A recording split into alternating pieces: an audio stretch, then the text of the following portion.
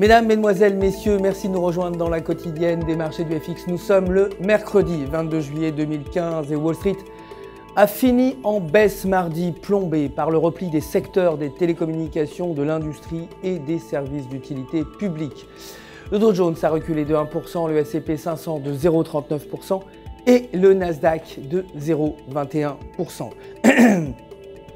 Le titre Microsoft a gagné 0,73% pour terminer à 46,97 $. Le dollar américain a fini en baisse face à la plupart des grandes monnaies, mais le billet vert est resté proche de son plus haut niveau depuis 3 mois, porté par le relèvement très proche des taux directeurs américains.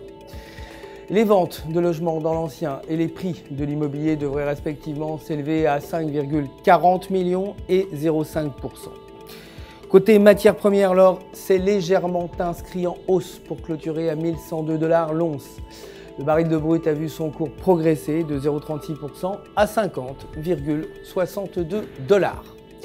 Côté devise, l'euro a gagné plus de 1% face au dollar pour terminer à 1,0936 à la faveur de l'apaisement des tensions dans la zone euro après plusieurs semaines de forte instabilité due à la crise de la dette grecque.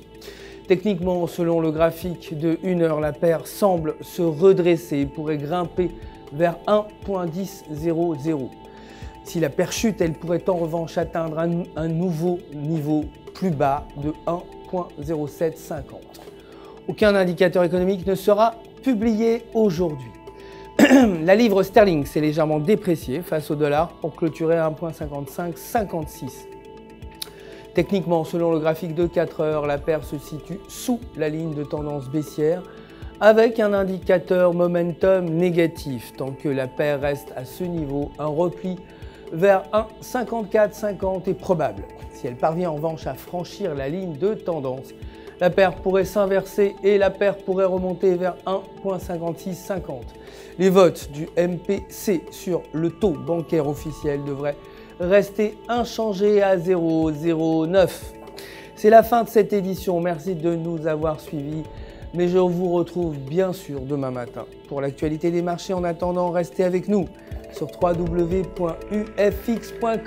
pour toutes vos opérations de trading. Un conseiller personnel, vous le savez, est à votre disposition si vous avez des questions. Tout UFX se joint à moi pour vous souhaiter une excellente journée de trading.